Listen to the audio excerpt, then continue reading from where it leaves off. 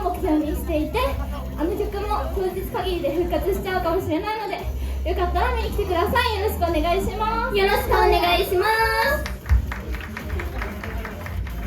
はい、逆転猫パンチはこの後1000円ご物販があります。ご新規さんは席が1枚無料で取れるので、ぜひ遊びに来てください。よろしくお願いします。よろしくお願いします。それでは以上、私たち